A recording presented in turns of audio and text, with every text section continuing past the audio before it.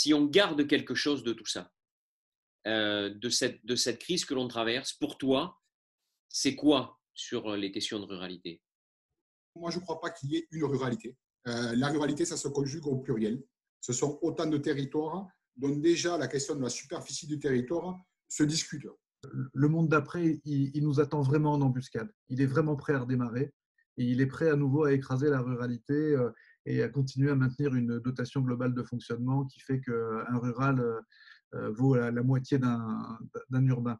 Donc, restons mobilisés. On a une vraie fenêtre de tir. Maintenant, il faut produire. C'est quelque chose qui existe en dehors de cette période de crise, c'est qu'on ne sait pas capitaliser sur la connaissance des acteurs ruraux.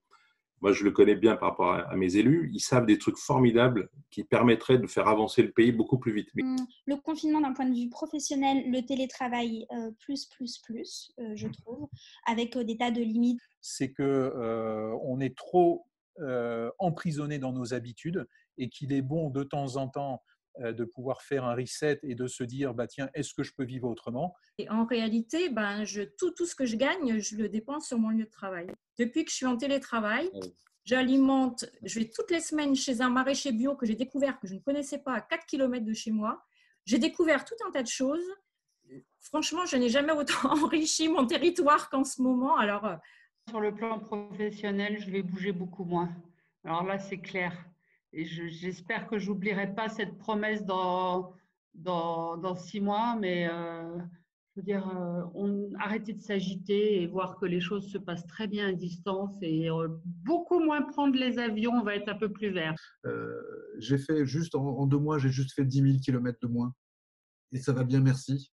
Voilà, c'est pas une question de courage, c'est pas une question d'être plus fort que les autres, c'est une question de conviction. Et finalement, bon, moi aussi, je suis comme toi, je suis toujours très optimiste. Ce que nous enseigne cet épisode, même s'il y a des grands malheurs qui existent à cause de lui, c'est qu'on peut faire les choses différemment et faisons-le, quoi. Profitons-en. Je pense que le monde d'après serait un monde un peu plus local. L'enjeu pour nous, c'est de penser ce local ouvert sur le monde. Je ne fais pas de politique. Je dis juste, si on n'a pas un 3e acte de décentralisation après cette période-là, c'est à désespérer de tout. Et sans aucun cynisme, je pense qu'il a fallu, c'est dommage qu'il ait fallu 30 000 morts pour occasionner une prise de conscience comme celle qu'on est en train de vivre. Qu'est-ce que tu vas garder de tout ça? On voit que l'autre devient potentiellement quelque chose qui devient un objet d'intérêt et pas que d'un intérêt économique et financier. Si on pouvait arriver à conserver cette ligne-là, mais l'autre dans son altérité, c'est-à-dire des fois il n'est pas agréable, il n'est pas sympa, il n'est pas d'accord avec moi, mais si on arrivait à conserver cette dimension-là. J'ai passé plus de temps en famille. Sur un plan personnel, je vais pouvoir continuer à profiter de mon fils. Et aujourd'hui, c'est le côté santé. Aujourd'hui, à partir du moment où on a la santé, que les proches et tous ceux qu'on peut connaître sont en bonne santé dans la situation actuelle, je pense sincèrement qu'il n'y a que ça à retenir.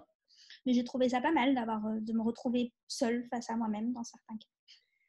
J'ai échangé avec des gens en visio que c'était très compliqué de les avoir en réel. Un rapport au temps un peu différent, au temps qui passe. Et force est de constater que le confinement apprend sans doute ça aussi. Peut-être une patience un peu différente ou une impatience un peu différente. C'est là la chance d'avoir des structures comme les vôtres qui peuvent nous donner à nous la possibilité à des structures comme la nôtre de mettre en avant nos solutions, nos initiatives. C'est vraiment génial parce que à chaque fois, je me dis, mais c'est incroyable parce que c'est des solutions finalement peu coûteuses pour la collectivité, mais toujours à chaque fois pleines de bon sens en fait. Et ça, vraiment, ça me touche. Toujours, tu vois la salutation de tous nos amis. Merci fois comme ça parce que c'est comme ça que ça peut se faire. Merci René pour tourner. Voilà, ça fait toujours du bien. Merci à toutes et à tous. Il est